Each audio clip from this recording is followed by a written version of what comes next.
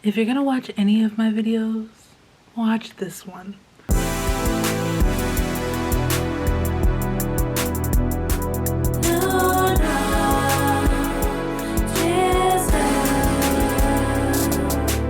Hey everyone, welcome back to my channel. Today we discuss Ketu and really going in depth about Ketu and its full potential in your horoscope through observing and looking at the 3 Ketu associated Nakshatras and using examples and seeing how they all tie together. After watching this video, you will have the knowledge to be able to connect to your own personal Ketu in your horoscope. If you're beginning your spiritual journey, connecting with Ketu is one of the first steps I believe everyone should take in order to save you a lot of time. You're looking here, you're looking there, you're looking here, you're looking there. As you'll see in this video, as it will become evident in this video, you'll see why Ketu is important to look at when you're trying to unlock your creative potential and tap into your genius. Getting in tune with your Ketu will help center you and release you from distractions, doubt, and fear. So we start contemplating Ketu by asking ourselves why we even have a body. Our mind is ever active, controlling the body, right? But what if we were just souls floating, like in the dream realm? We're not. We have bodies, so we need to connect to these bodies, right? The whole body becomes a vehicle, and the body becomes a weapon. The body becomes your container. Your Ketu, specifically the nakshatra of your Ketu, will give you clues directly on how you can tap into your magic and unlock your brilliance. Ketu is the body with no head. When we are born into this world, we're all so curious, little babies, experimental, naive, and full of imagination. Our senses are on overload, creating characters, scenarios, and connecting to what we see in a colorful way. The childlike innocence and instinct fade away as we get older and mold ourselves into this world and find ourselves into this world. You know, as we get older, we find, oh, we're not as creative, we're not as expressive. I'm sure you all have heard of stories of children being able to connect to their past life when they're very young, like 5-year-olds talking about, oh my god, I know who I was in a past life. I was murdered in a past life. Why did somebody kill me? Like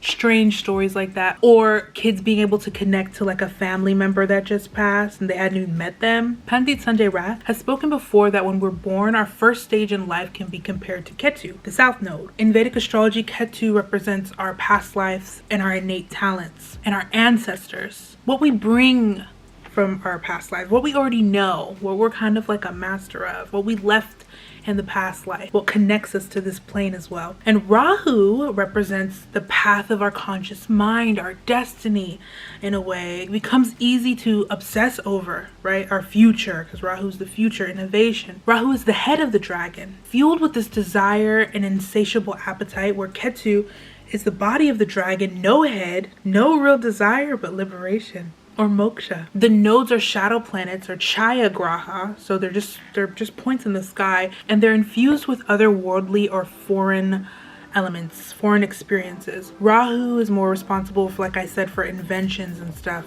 what's outside of us, and Ketu is magnetic, what's inside of us, pulling us in. When studying astrology, you quickly become aware of duality. Rahu and Ketu are never functioning by themselves, and this is very important to understand. With all the planets, they're never really functioning by themselves. You can't just look at your horoscope and be like, oh, I have this sun sign in this house and this is this. No. The reason why anyone is who they are is because of this alignment, right? How the stars are aligning. Okay, so it's multiple. But for Rahu Ketu, they are always, you know, exactly opposite of each other, whereas the other planets move on their own rhythm and their own speed. In modern astrology, modern Western astrology, on most astro websites, you don't even see Ketu's symbol, which I think is so funny because Ketu doesn't really want to be perceived. It's headless. Your head is what gives you identity. You know, how people are able to identify you on your little driver's license or whatever, your passport, your face is on there. So Ketu doesn't really want to be perceived. So I think it's really interesting how Rahu's kind of taken over in our mind and in our psyche and in our world. When I first got into astrology, you know, Western astrology, there's a focus on Rahu, like your destiny's Rahu, tap into your Rahu, Rahu, Rahu, Rahu. The South Node's your past. Don't go towards your past. You don't need your past life. But Rahu also represents illusion. It's easy to fall into illusion of who you think you should be through the overconsumption of other people's lives on the day-to-day or what you see that's big and grandiose, because Rahu does represent fame. So, but Rahu can fool one into moving in the way of the common man and the common formula, and you kind of become like a herd. You kind of become like a zombie, which we'll talk about later. And then ultimately, Rahu's never satisfied. Rahu's consuming all this stuff, but doesn't have a body where it's being stored, really. So it's just consuming, insatiable appetite. So once you get that desire, you always want something else. And then you're just in this endless cycle of wanting and wanting and wanting, which is why it's so important to connect to Ketu. Ketu holds the true wealth. Ketu holds secrets and mystery. And Ketu is your own personal genie in a bottle that is separate from your ego, that's separate from who you think you are and what you think you know. Balancing Rahu and Ketu in your chart will unlock your fullest and highest potential, and the path starts with Ketu. Claire Nakti has a video on YouTube on Ketu and controlling your daimon. I was fascinated by that video and how she spoke about how connecting with your daimon and controlling your daimon can provide instructions from your own personal angel. DoorFrameFelix on YouTube also has a video titled The Daemon or Daemon Within Us, and speaks about the daemon relating to the right side of the brain. Both of these videos I'll link down there. Definitely watch them. The right brain serves as a companion to the more conscious left brain. In Hindu or Vedic thought, the right side of the brain is associated with Shakti, the feminine principle, or Parvati, the consort of Shiva. Shiva is the masculine principle controlling the left side of the brain. Each side of the brain has control over the opposite side of the body. So the left side of the body is Shakti and the right side of the body is Shiva. Or the lunar is the left side and the solar is the right side. In Vedic numerology, the number 0 is associated with Shakti.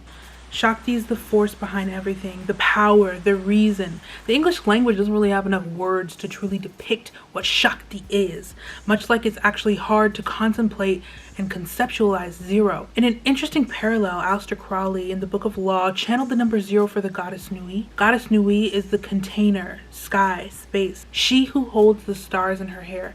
I found this interesting because hair in Vedic astrology is associated with Ketu, and stars represent this consciousness, this power, this life force. Nui is also said to be the protector of the dead, and like I said, Ketu links us to our ancestors, right?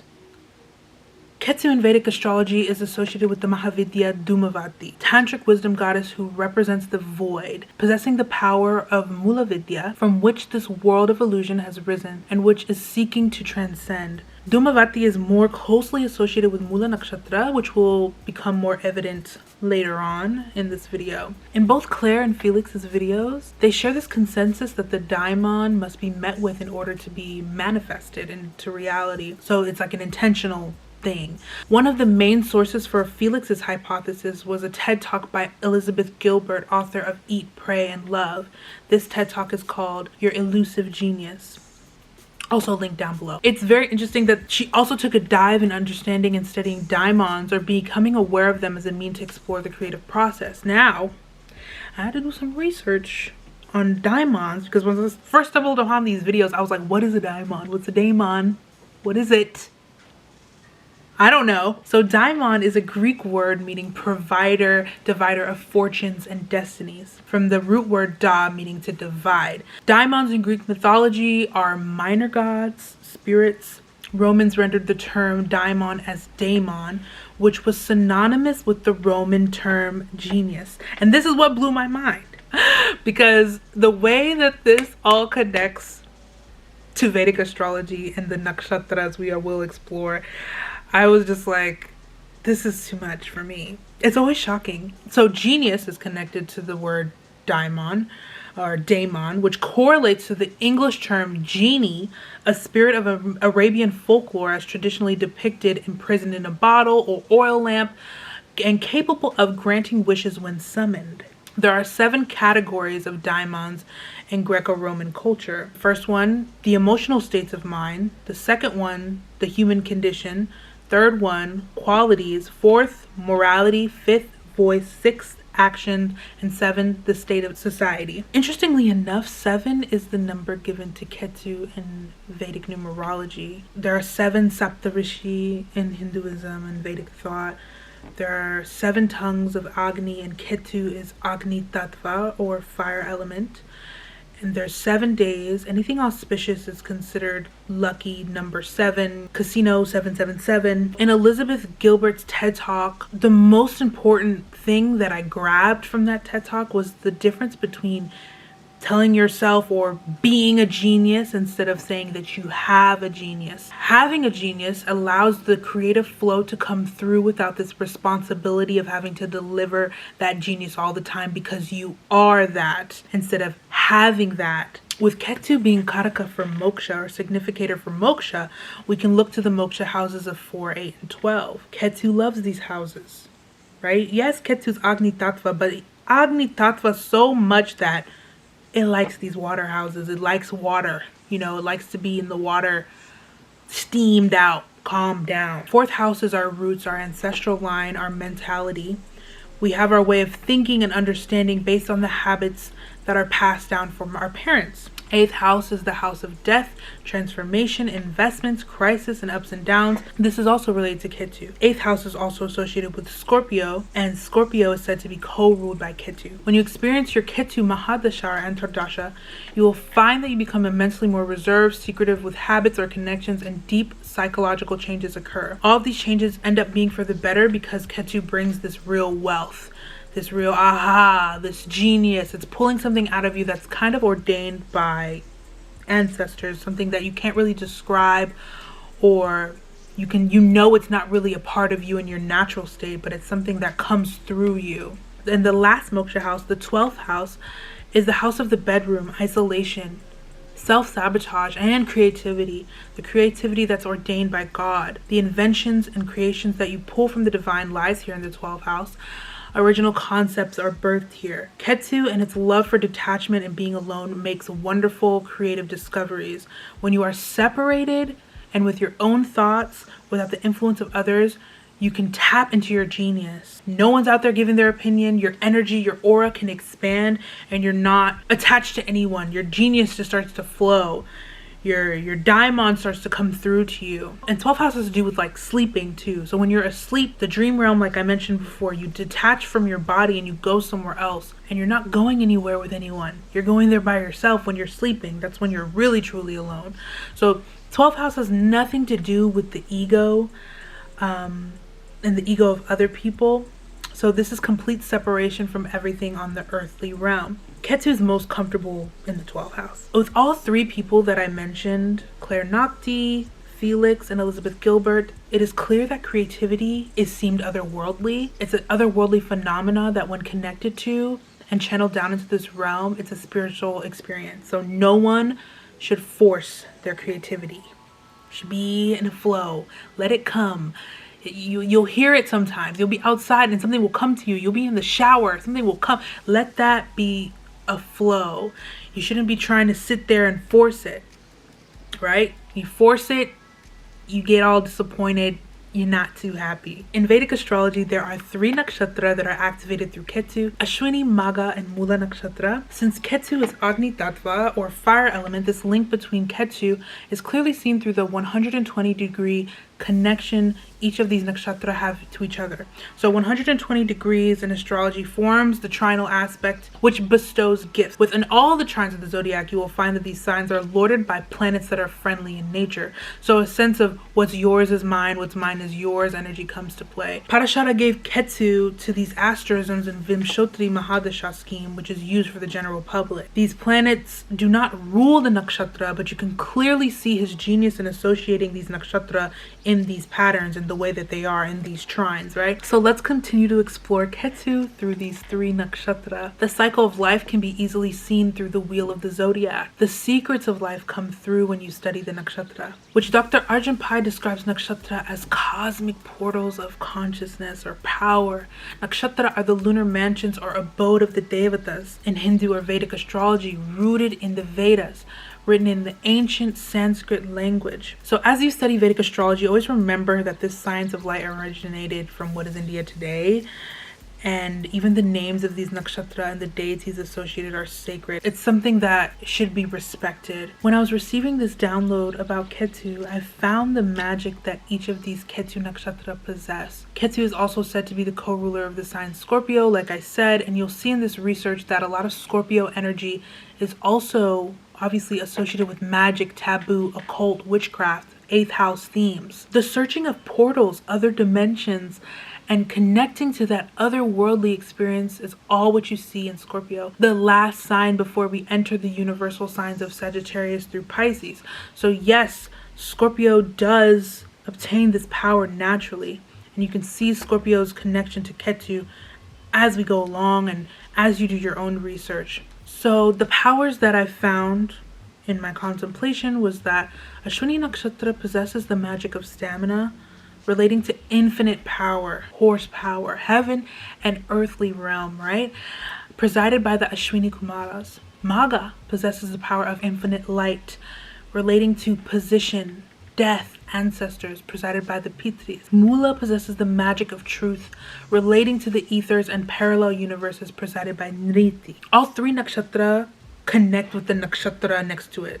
So Mula needs Ashwini, Ashwini needs Magha, and Magha needs Mula, and this will become evident as we go along. Ashwini Kumaras are twin horsehead brothers, physicians of the gods. They are said to always be between heaven and earth, helping the underprivileged and human society, giving quick solutions sometimes through a mode of trickery. Ashwini relates to anything that happens fast healing, emergency responders. Ashwini Kumars were very witty and were able to obtain the Madhu Vidya. This story is told in Shatapatha Brahmana. Madhu Vidya, translated as honey knowledge, has the power to be able to bring someone back from the dead. Indra, the chief of the Devas, demanded that Rishi Dadichi not give this knowledge to anyone, otherwise he would cut off his head. So Ashwini Kumaras, they heard that and convinced the Rishi that he should teach them, and they'll replace his head. They'll give his head back.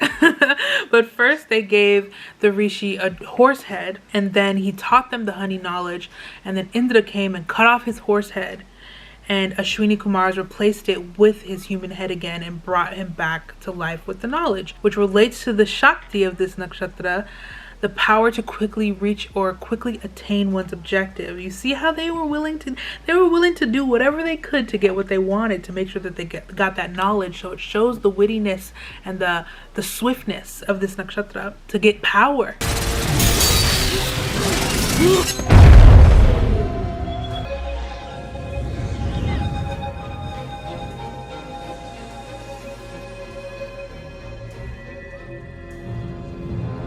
So Ashwini, we're here in this state, and these natives or people who have this nakshatra have the ability to gain what they want, learn quickly, find alternate solutions to get what they want, which is amazing when you think about medicine and pharmaceuticals, because Ashwini Kumaras were the physicians of the gods, right? Which brings me to my primary example, Benedict Cumberbatch as Dr. Stephen Strange in the Marvel Universe. So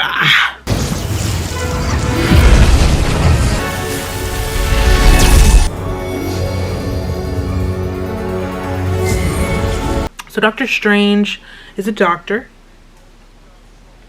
Ashwini Kumaras, physicians of the gods, right? So Dr. Strange in the Marvel comics is said to be a master of black magic.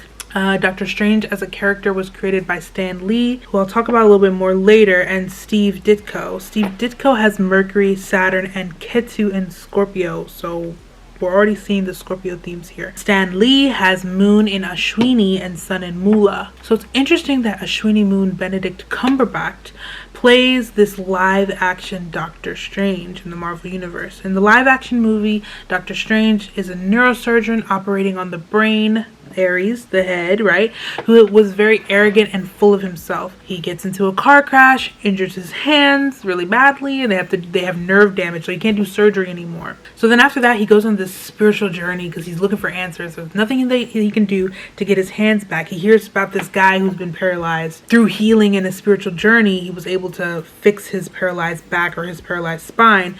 So Dr. Strange is like, okay, look, I'm going to try this. So he goes to Kamartaj to meet with the Ancient One so that he can learn learn how to heal himself. He has a photographic memory. He's able to pick up on the texts and the teachings really, really quickly. There you go again, more Ashwini themes, like being able to just quickly get something and grab something. So he picks up these books and helps fight these people, these multi-dimensional beings trying to invade the earth or whatever, or someone was trying to summon a dark entity, which relates to Mula and the parallel universes. He even finds out that the person that he was learning from was also taking her power from the dark dimension too, without telling anyone because it was forbidden. The newest Doctor Strange movie just came out called The Multiverse, and that movie begins with Doctor Strange in a dream of his parallel universe self. And this is how we see Mula using Ashwini. Mula's grabbing onto Ashwini with that quick speed, that light, that knowledge of these skills, these powers that are being protected. So Mula is parallel universes, like I mentioned, and is grabbing onto Ashwini. So Ashwini Nakshatra is a stage of re-emergence and reclaiming control over your body. No matter how many times you get detached from it, coming back, feeling young again, feeling rejuvenated. So there's always a childlike quality because of how energetic one can become with this nakshatra. There's like a dream of infinity here. So Ashwini Kumaras were always said to be youthful as well. Melanie Martinez has Ashwini Sun conjunct Ketu. Her music is expressed through this connection through childlike imagery, her childhood, and there's like a little bit of a dark expression to it as well because Dhumavati, the goddess of the void, is associated with Ketu, right?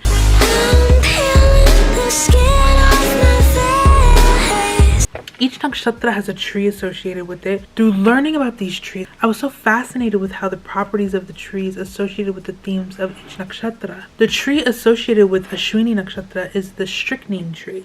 You probably will have heard of. It's a well-known poison. These days it's used for killing rats, but in the past it was a medicinal compound, especially in the Victorian era. So at that point in time, it was used for all sorts of ailments like headaches. It was one of the very first athletic performance enhancers, believe it or not. And of course it's a poison. You know, famously it's been used in all sorts of murder mystery cases. Like many of the compounds that I talk about, it works on the nervous system. It means that all your muscles go out of control and you die of asphyxiation of not being able to breathe because your lungs aren't working properly. Like I said, Ashwini relates to having infinite stamina, right? So the strychnine tree has properties that give athletic performance boosts, herbal medicinal healing qualities. It's also poisonous in high doses, affecting the nervous system and your ability to control your muscles, aka having control of your body, Ketu. Michael Jackson had Ketu in Ashwini co-present with Mars, and he was an amazing self-taught dancer. If you have Mars associated with Ketu, it makes you very in tune with your body. You can be an excellent dancer with this. Michael Jackson was in tune with his Ketu from a very young age, and that stamina came through on stage.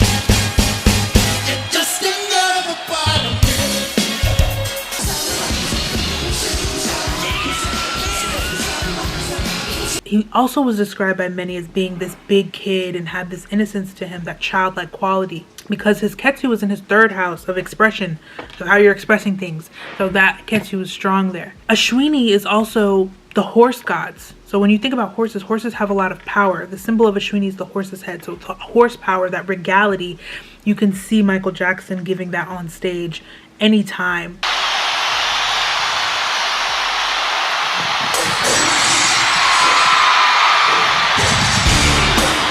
The transition from Revati into Ashwini is all about downloading intelligence into the body.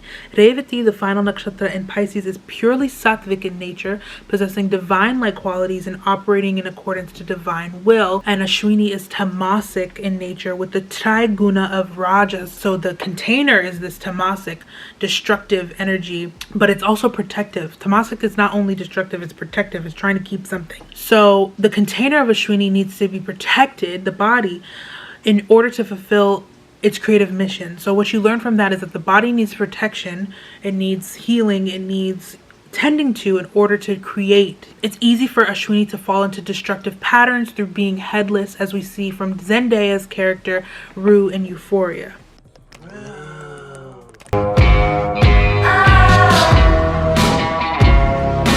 A lot of her self-destruction is through drug abuse, wanting to distort the mind that is sending signals to her existence to be in pain, mourning her father, mourning, her existence. It becomes evident as I continue that Rahu getting out of control causes one to want to leave the body, thus Ketu getting out of control and also enjoying it, because Ketu's moksha karaka. So people that want to die or want to leave this realm, Ketu's kind of like, all right, well then let's burn it all up, like liberation, right?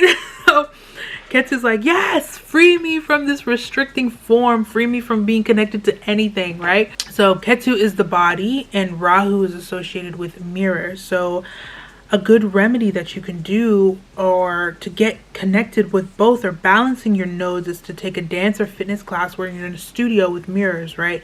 You're looking at your mirror, you're looking at that Rahu, but then you're also dancing and getting connected to your body. So it's like a good balance. All three Ketu Nakshatra, as well as just Ketu in general, relate to having an out-of-body experience, which is seen through the Shakti of the middle Ketu Nakshatra, Magha, the power to leave the body.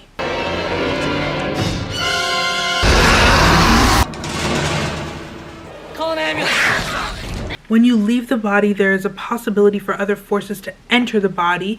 And while the body looks like you, sounds like you, it's not you. Through this meditation on Ketu, I immediately discovered that zombies are tied to Ketu, especially here in Magha. All of Us Are Dead, a zombie Korean drama, the creator has Ketu in Magha and Mula moon. Usually in modern works that have zombies in them, the zombies are created through a virus.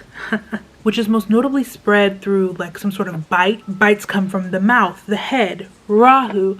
Again, I want to reiterate that the nodes don't work separately. So it's this Ketu zombie-like experience because of this Rahu bite, because of this Rahu invention. Sometimes it's a mad scientist that creates some sort of something, an accident in the lab, and then it's getting spread everywhere. Rahu is the identification of Ketu, right? So anything that's viral, even on TikTok or Twitter, it's all the influence of Rahu getting spread really quickly. This can be seen as a reflection of society today being zombies or detached from their real self, not controlling their nodes, just looking towards Rahu, consumption, fame, and fortune. Zombies are from Haitian folklore originally, corpses raised through witchcraft or magical forces. Dr. Stephen Skinner says, in magic, you need to have the proper instruments and rituals for it to work. It's hard work.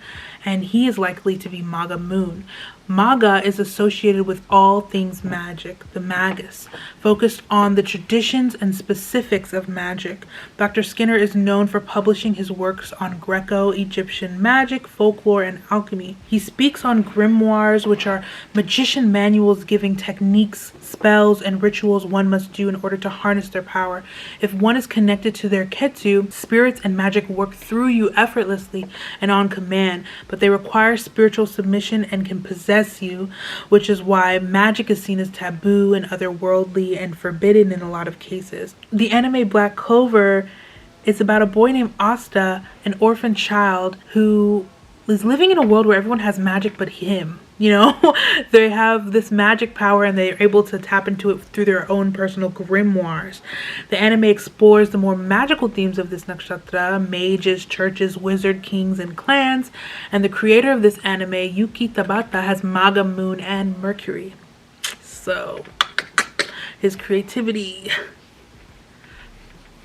Magha, witches, zombies. Magha! And the lead voice actor for Asta has the lord of his Scorpio sun and Mercury. So Scorpio again, Scorpio sun and Mercury is Mars in Magha. And he's known in this anime for like yelling and being so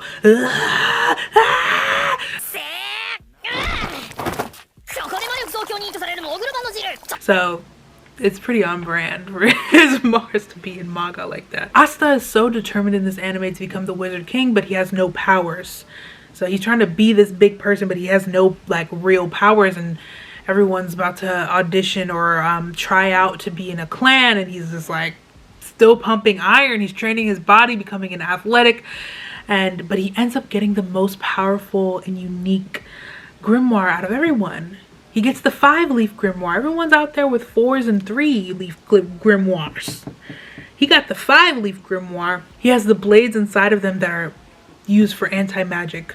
So he was destined to use that grimoire. He didn't have magic, so he was able to use that grimoire. The 3 leaves of the clover represent faith, hope, and love. Within the 4th leaf dwells luck. Within the 5th leaf resides a demon.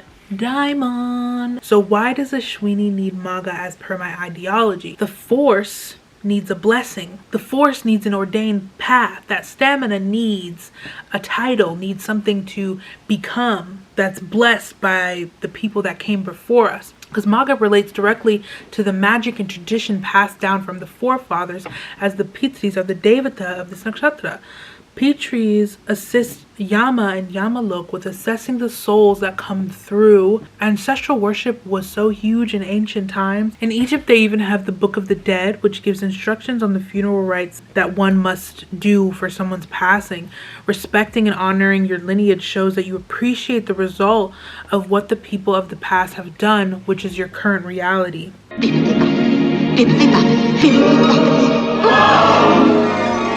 This idea of having a magical spirit or entity watching over you is the realm of Magha, bestowing you with a title, kingly status, through this respect and magic towards ancestors. You cannot obtain the power of Magha without the allowance from your ancestors.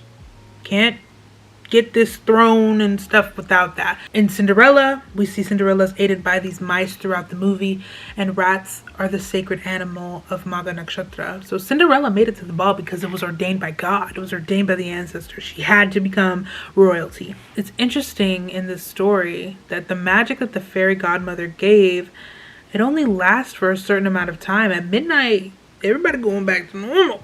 Everybody going back to what they used to be, which relates to not having access to that genie all the time, not having access to that genius like on command, you know what I'm saying?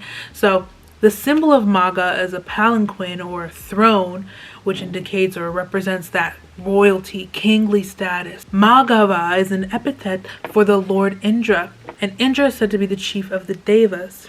He presides over Jyeshta Nakshatra, which interestingly enough is in Scorpio, co-ruled by Ketu. So Indra is over here at the beginning of this second set of nakshatras, Magha through Jyeshta. So Indra's influences start and begin here. Ashlesha Nakshatra, the nakshatra preceding, it's all about holding on to something. As the serpent gods, the Nagas preside over this nakshatra, sucking in everything to create this ultimate knowledge. Vasuki is the king of the Nagas, and he's the serpent that wraps around Shiva's neck. Shiva was the god that ingested all the poison from the fumes, from the churning of the ocean, the churning of milk, and keeping it in his neck. Ashlesha is the bond to manipulation through one's mind. When we reach Magha, it's manipulation and power, but through a different source. Something else is coming through. I lead from the heart, not the head. And albeit that's got me into trouble in my work, I understand that. But someone's got to go out there and love people and show it. Princess Diana had Rahu and Magha in her 10th house. During her Rahu Mahadasha, she literally became royalty by the end of it in 1982. Married to a prince, royalty, and starting her career and legacy, 10th house. She also had Magha Mars conjoining with this Rahu as her chart ruler, so it was destined. And she became one of the most influential names in the royal family still to this day. Michael Jackson, obviously king of pop, Magha's sun and Mercury.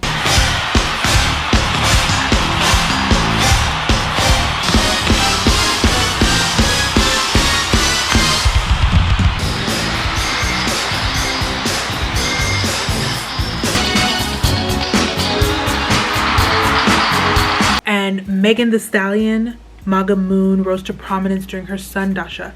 Very in tune with her body, the lord of her Mars is this moon in Magha. Body crazy, curvy, wavy, big titties, little waist. Body crazy, curvy, wavy, big titties, little me. Real niggas love me from the H to the D. Don't stop, pop that cat, just like. She was already an upcoming rapper when she dealt with the tragic passing of her mother and grandmother within the same month, I believe. As they became ancestors, they also protected her and aided her in achieving the status on a spiritual level. The tree associated with Magha Nakshatra is the banyan tree. This is the national tree of India. That says a lot, knowing how rich the culture is and how India, they have preserved all this knowledge for thousands of years, and it still applies so accurately today. Banyan trees relate to Magha because they aren't really a tree on their own. They are a plant that grows on another plant. They need like a host in order to form. In Bangladesh culture, if these trees are present somewhere, they say that the place is haunted or rumored to have jinns or genies or dangerous spirits within them. So one is said to be cursed if you cut them down. Jinn originate from Arabian culture and are said to be both good and evil. Ali Alomi writes from his piece on jinn in the Quran. Etymologically, jinn relate to al-Ghaib, the hidden and invisible realm of existence. In the Syriac world, we find mention of the genie linked to the broader Mediterranean concept of the genius, a personal spirit of inspiration. Magha is the space in our journey where we submit to our fate through connection to the spirit realm or ancestral realm, that which the eyes cannot perceive. Magha is where we allow an entity to come through us and borrow their power. Ketu gets out of control when you obsess over this power instead of allowing it to generate on its own. Like I mentioned before, Ketu's fiery in nature, and at the beginning of each fire sign we have a Ketu associated nakshatra, and fire signs are carrying out the Purushartha of Dharma. What must be done, what is law, what is necessary. Magha is the first nakshatra in Leo, naturally associated with the 5th house of children. It's everyone's Dharma to create and tap into creativity. And people do this, like I said, people are always creating children. You and I were created, you know what I'm saying? So at this point, it becomes clear that an out-of-body experience can also relate to feeling high, getting out of your mind. So drugs, intoxication, and things like that. LSD, psychological changes in your mind relate to Ketu. Because Ketu's smoky, smoking, wanting to just be liberated. Mula Nakshatra is the stage in our cosmic journey where we experience withdrawal symptoms, freshly emerging from Jyeshta Nakshatra. So all 3 of these nakshatras are part of what's called Gandanta. The last pada of Mercury nakshatras and the first pada of Ketu nakshatras create this Gandanta, which is a spiritual knot that is said that needs to be untied to be realized. Ultimate lesson of Gandanta is to untie the spiritual knot that has been giving the wrong directions to our body, right? Fire and water create steam. Mercury nakshatra all precede Ketu nakshatra. Mercury is instructions, intelligence, connection. And Ketu is bodily instinct, what you know without being taught, detachment. So when you start a new life, begin a new journey in the fire signs, you forget what you know. You come into the life, you forget what you know. Untying the spiritual knot allows you to merge with what you knew before. Something that comes easy to you. So that's what Ketu wants to do. It wants to loop and then make that knot come back. And you know what's good. Jyeshta gave us all the instructions to obtain power that most people can't even fathom or will ever have access to. This is the power that also aligns with Ketu, as Jyeshta occupies Scorpio Rashi. Jyeshta understands that secrecy and controlled access is how you maintain your position. In Mula Nakshatra, we are stripped away from all of that, all of those titles and everything, to begin a spiritual ascent. Sagittarius is the first sign in the Shiva associated signs. In Hinduism, Shiva is associated with destruction. Nriti, the goddess of destruction, is found here in this nakshatra, but it's not destruction for no reason. It's destruction to find truth. It's destruction to start over. Here in Mula, we are unimpressed with the world around us, so we seek to connect to something deeper and otherworldly. If we cannot find this satiating feeling outside, then it must be inside, in the core, which relates to the symbol of this nakshatra, the roots of a tree, bundled up roots together that stretch deep beneath the earth's surface in search for more. Roots of a tree are deep in the soil where there isn't much space, just pressure and darkness. Mula is the realization that everything gets dense before it explodes or dies to be reborn. So there isn't a fear to utilize what is available to experience different realities. Mula obtains access effortlessly. Mula in the sky is the galactic center, which is a black hole, sucking in everything when it's time. If one were to get sucked into a black hole, they would just cease to exist. And in this reality, in this realm, you would just be taken into a different realm. Sagittarius is the sign corresponding to adventure, long journeys, spiritual travel, peaks and valleys. The journeys that are otherworldly and take you to different dimensions, universes, where the impossible becomes possible. C.S. Lewis created the Chronicles of Narnia series during his Mercury Dasha, and he had Mercury in Mula Nakshatra. So Narnia is about a tale of these children who go during war, who go be at a different house for shelter, and they're playing hide and seek one day, and the little girl Lucy Pevensey finds another world, Narnia.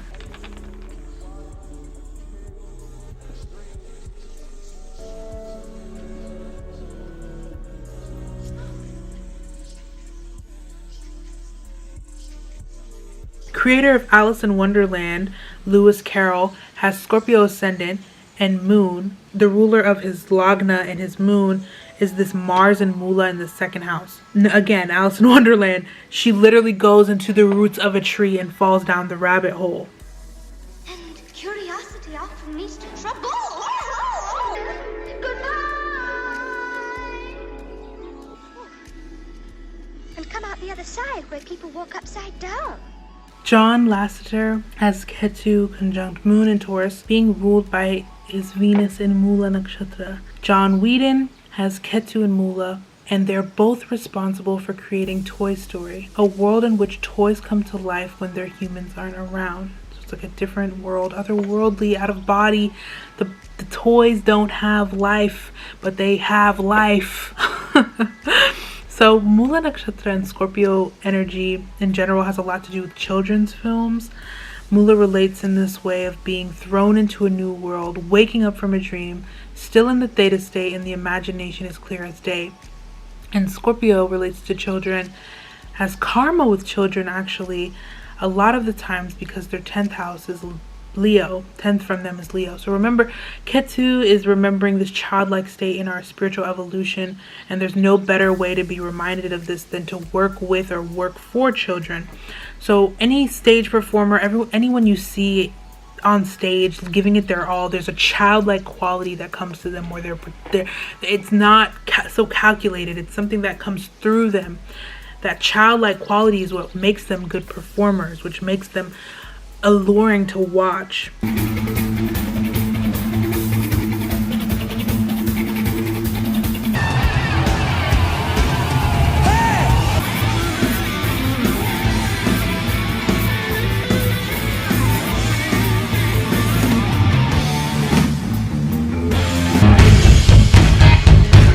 Charles Perrault is a French author responsible for creating the famous fairy tales Cinderella, The Little Red Riding Hood, and Sleeping Beauty. And the lord of his Pisces moon is this Jupiter in Mula Nakshatra. The lord of his Mercury was also this Mula Jupiter as well. Stan Lee, Mula's son, created the whole Marvel universe with characters from all different types of backgrounds and traditions.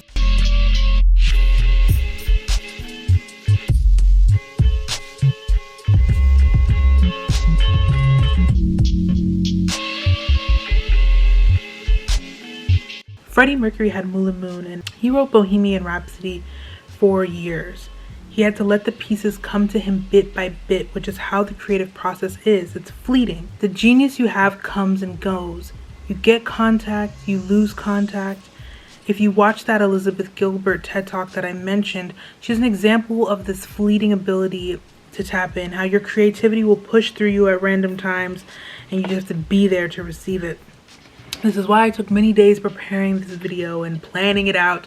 I had to go to sleep for a few times, meditate for a few times, and allow the genius to contact me, my creative self to contact me and get the messages for these nakshatra. Mula can get dangerous because a part of Mula always wants contact to that genius because they always want to know.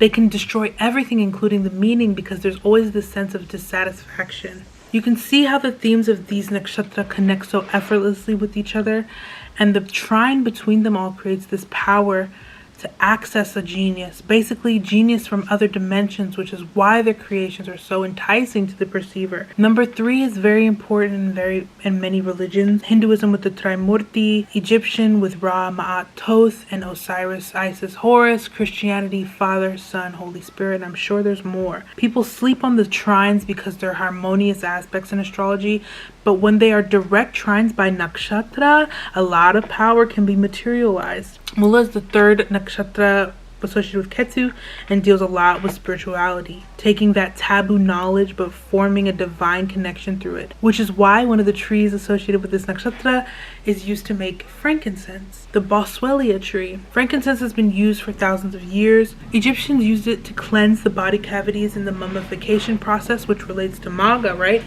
And frankincense and myrrh were given from the Magi to Jesus for gifts for Jesus, Magha again, which is interesting because Christmas is celebrated during Mula season. Frankincense has also said to be used to cleanse the space as well for exorcism in Abrahamic cultures. So here we can see how Magha uses Mula. When we get to Mula, the telephone line is connected. We are in contact with the other realm and the spiritual downloads begin. Jupiter is the preacher. When we get to Purva Shada, we are gathering people to tell them what we found and see who aligns with it, see who's vibing with it, see who's ready to rock the boat, see who's ready to get things done. So using your Ketu requires full detachment, channeling through it. In this modern world, a lot of people are confused about their magic because of an overexcited Rahu. Scrolling all day, excuses, being too present online can disrupt your flow. Distractions potentially lead to bad decisions or being misled. Some of the greatest musicians were all born in an era where social media and overconsumption of media didn't exist. They were in tune with their magic and not tempted by the quick fix of Rahu. Rahu out of control, wanting to keep up with the pace of others, wanting instant fame and glory. So look around the world. Corporations are even too busy trying to keep up with numbers and compete. Their Rahu done got out of control that they're making remakes. Everybody's making a remake. The original ideas haven't come through because people aren't in touch with Ketu. Artists didn't have social media. No one had access to them like that. The public didn't have access to these artists like that. So they would share their pieces, put it out in the world, promote it, rest, create, repeat. There's always a moment of detachment from the world. So we've all been too focused on achievement instead of allowing our achievements to come naturally and in an authentic way. If you are an artist, you do not always need to be present in the wave of the world. You have to tap into your own wave. This is Ketu. So Claire Nakti talks about connecting to your daimon through journaling, dream journaling, writing, and I've discovered you can also do this through dancing or grounding yourself daily. So the Muladhara chakra, yes, associated with Mula Nakshatra, is the chakra or wheel of energy between your anal region and your pelvic region. Niti, the goddess of Mula, was born from Brahma's anus. So Muladhara chakra is the energy center responsible for our ability to seek security, stability, and having, proper bowel movements, healthy consumption, eating when balanced. When you have an unbalanced Muladhara chakra, it's said that you develop low self-esteem, have doubts in yourself, you're unstable, constipated. So each of the nakshatra need the other, right? I was so fascinated when I found this out that Ashwini mudra is one of the poses used to balance the Muladhara chakra. Third, Ashwini mudra. Ashwini mudra is an excellent practice to activate your base. Shall keep the root chakra in balance. Rahu gets out of control when you're consistently consuming. Ketu gets out of control and you are destroying yourself. Both of them happen together. So Ketu getting out of control is trying to force your genius, trying to become a machine. J. Robert Oppenheimer had Ketu in Purva Bhadrapada. He was a professor of physics. Ketu is also associated with math, being a good mathematician. And Purva Bhadrapada is presided by Aja Ekapada, a form of Shiva that has the ability to destroy the universe in one breath, like a dragon breath, a dragon fire. So during Oppenheimer's Ketu Dasha in the 1940s, he created the atomic bomb, a new worldwide weapon of mass destruction, a destroyer of our world. So everything's all in divine will. Energies expressed the way they do, whether we notice them or not. And again, through learning all three of these nakshatra, we recognize that Ketu, or your daimon, is the magic, and we are the host letting that magic flow through. So Oppenheimer had guilt from that daimon coming through, so he turned to the Gita and spirituality, which is also what Ketu will usher you to do, because Ketu's a mystic. Ketu loves spirituality and detaching from quick pleasures and things like that. So another Ketu native that everyone's been inspired by is J.K. Rowling with Ketu in Jyeshta Nakshatra. Jyeshta is the magic, right? The magic world, the secret world, the Dark Lord, Harry Potter. So Jyeshta is presided by Indra, and Indra uses lightning as well. So it's interesting that Harry Potter had a lightning bolt scar on his head. Jyeshta also means elder, and there is an elder wand in that series as well that's very prominent, and he's always dealing with older people. An older man, Voldemort, had beef with him. You know what I'm saying? And Hagrid also had an umbrella wand, and an umbrella is another symbol for Jyeshta. And Hedwig is an owl, and owls are also associated with Jyeshta as well, because Jyeshta is said to be the older sister of Lakshmi, who rides an owl. So you can see how she tapped into her genius as well.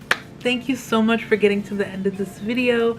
I really appreciate it. It was such a spiritual experience to create, channeling this idea down and doing the research.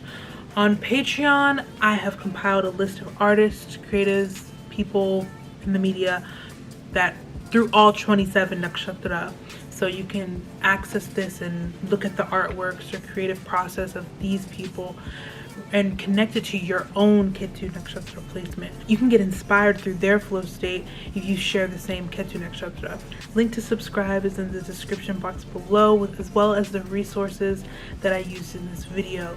Feel free to follow me on TikTok, Twitter, and Instagram, and let me know what you think in the comments. I hope this video helps you, and I'll see you all next time. Luna Giselle, out!